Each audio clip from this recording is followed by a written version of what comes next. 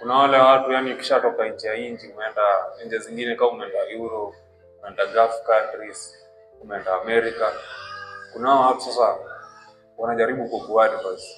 Kwa sijui kujenga si achievement. Sijui huko bado huko Kenya watu wanajiendeleza, utatoka huko penye umetoka upate Kenya pia watu wanaendelea. Bro, kitu ya kwanza nani alikwambia tunabishana? Wewe ukiendelea na mimi niko huko Kenya. Hiyo mimi inani concern aje. That's my concern kivipi? Hiyo ni shida zako na shughuli zako.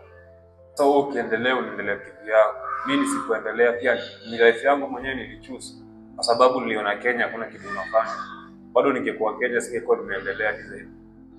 Nafanya nikiwa huko. So zile advice mingi mpunguze. Hebu msikize huyu jamaa.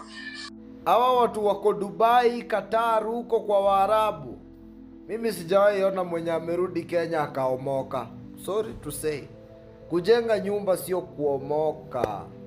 Acha ujinga Njeri. Acha ujinga Mwas.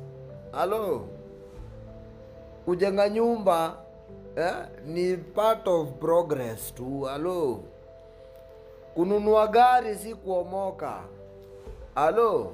Sasa wewe hujaona wale wanatoka hiyo Dubai na 300,000 amesave, na maviatu wamenunua mingi kutoka huko na machain kubwa kubwa. Anakuja anapiga sherehe wiki moja, wiki ya pili. Kama umesikiza huyo jamaa vizuri, hata huyo jamaa mwenyewe ukimwangalia mwenyewe anakaa shida tu. Pale online usisikize kila mtu sababu ana likes ama followers. Unacheki?